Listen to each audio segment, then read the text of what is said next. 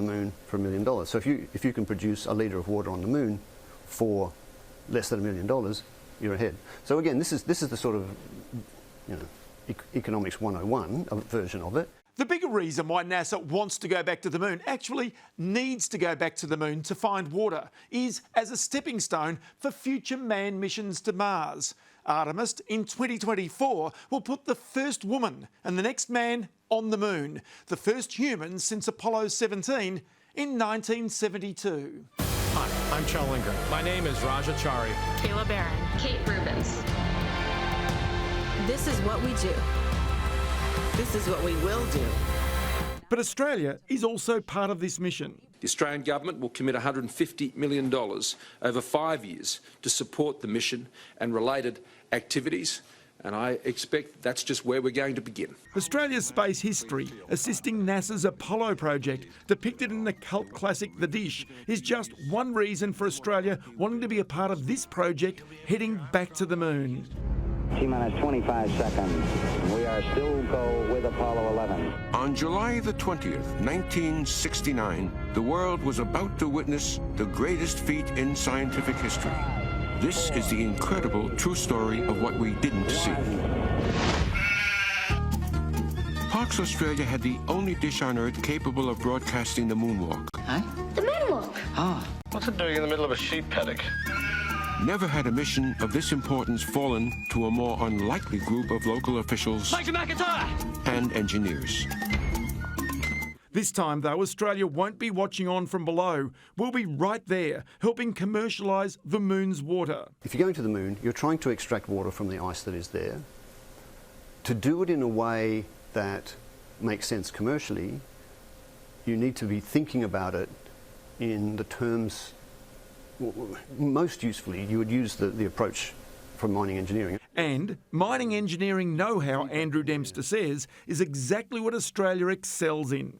The operations up on the Northwest Shelf, the mines in the Pilbara, the remote operations in those locations are world class, and that's a natural thing for us to try and carry into space, because you cannot send a repairman to the moon to repair your robot. Australia has other natural advantages, like our skills in mapping and satellite navigation. The University of New South Wales already has launched its own mini satellites. So too has startup Fleet Space, backed by venture capital company Blackbird and Atlassian founder Mike Cannon-Brookes. Fleet Space is part of the Australian push to help the Artemis project. Fleet now has 5 satellites in space, with another 3 set to be launched. The 10-kilogram Centauri 3 blasted off this week from New Zealand, but it's only the beginning. The next step is the big one, but someone has to do it, so we're going to the moon. Fleet is part of a project called the Seven Sisters mission that'll create geological maps of the moon using sensors on the lunar surface and with nanosatellites. Effectively, the project is seeking to do similar satellite survey work on the moon that miners already use here on Earth. What we're really good at in Australia is understanding the exploration, understanding remote operations. This is where we thrive. So the Seven Sisters was like, okay, let's bring together the best robotic communication geologists of Australia to actually help NASA with something that we are really good at. So if you were looking for a big investor to support a mission which was going to look for water on the moon, a sensible place to look for that investment would be from a big mining company. The result is that the Artemis moon landers can be placed in the exact regions thought to contain ice. The Seven Sisters mission is backed by the University of New South Wales, Adelaide University, and importantly, the mining company Oz Minerals. Rio Tinto is also advising the project. If you think about some of the deployment that we have done in South Australia or Western Australia, in the middle of the desert, Ross, doesn't look very different from Mars. One big question, though, who owns the water on the moon, opens up a legal minefield. Who can commercialise the valuable resource? Well, that's a business risk. And how it fits within the international legal framework is really quite tricky. Most countries are signatories to the Outer Space Agreement, the Outer Space Treaty. Not many countries are signatories to the Moon Agreement, but Australia is one. Fleet Space is not the only Aussie company looking to space for business. ASX-listed Cleospace already has launched 4 satellites with plans for more this year. They're small satellites. They're about the size of a large briefcase, a sort of a box that you might buy your boots in. And then they have deployable solar panels and deployable antennas that come off them. So they become a bit bigger in that sense. So they're very, very small, but very capable. The whole small sat industry has changed over the last 10 years.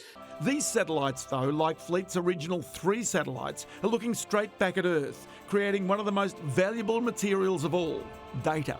Geospatial intelligence, geolocated data. And what we do is we then sell that data as a service to our customers who are looking for signs of illegal activities, usually, whether it's smuggling, whether it's illegal fishing, environmental challenges, societal challenges, or economic challenges. Typical of the data-hungry world, Kleos's customers could be defence, farmers, government departments, even hedge funds or stock market traders, anybody who wants to see the world from above.